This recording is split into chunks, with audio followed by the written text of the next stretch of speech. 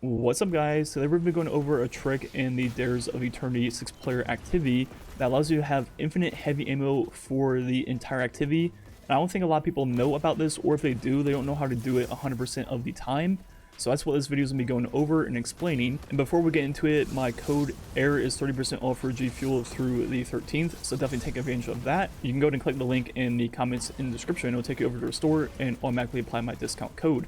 So in the Dares of Eternity event, there is a buff you can get called the Star Horse's Favor, and you can get this buff for the second encounter and also the boss fight, and this buff will give you heavy ammo recharge and defenses are increased. So the way to do this is to complete the puzzle correctly between the encounters. So going into the second encounter, you have to go to the top path, which means you have to time jumping through the splits in the rotating wheel correctly. And the best way to do it is when one of the three gaps is exactly to the right. So if you're thinking a compass pointing exactly at east, then by the time you get up top, the slot will be exactly facing upright at the north position. Then once you're up here, you have to cross the balance beam without falling off. And there's a few steps to doing this correctly. Step 1, don't jump. Step 2, don't jump. Step 3, don't jump.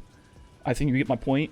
It's very easy. There are 4 rows of these spinning pillars, and in between each row there is a gap that you cannot fall off. So all you have to do is go to one gap, to the next gap, to the next gap, to the next gap, and just be patient. And it is extremely easy, and a lot of people overthink this.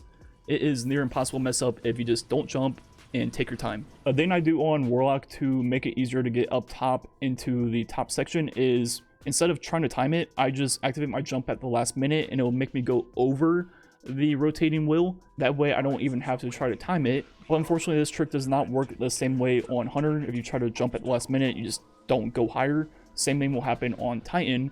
But on Titan, you can use your strafe or catapult to kind of correct it if you mess the timing up. But on Titan Hunter, you just have to time the wheel correctly. So that's how you get the Star Horse's Favor for the second encounter.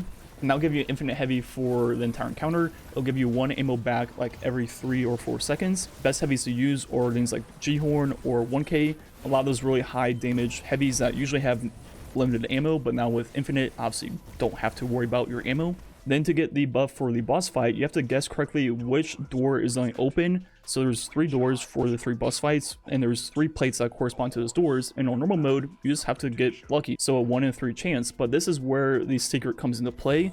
If you go onto legend mode, which is 1320, but most people are way above that, there are modifiers, but trust me, with infinite heavy ammo, they do not matter. In this mode, the main difference is the encounters are set in stone. Even though the wheel spins, they're always the exact same, which means we know what the boss is every single time, and it's Vex, and all you have to do is stand on that plate and guarantee all 6 players to have infinite ammo for the boss fight also, which makes it extremely fast to nuke the boss because all 6 players have infinite G-Horn, infinite 1K, whatever they're using. And not to mention the 3 encounters for the legend mode this week are among the fastest encounters in this entire activity. So even though it's a higher difficulty, it's definitely faster than normal, and like I mentioned, it guarantees you to have the Star Horse's Favor for both encounters. The only downside of legend mode is that it is not match made, so you need to be pre-made with a fire team. And if you need a team, there's a bunch of people streaming this week and taking people from chats. I'm sure there's posts on LG's farming this because it is one of the most important things to do this week to rank up Xur,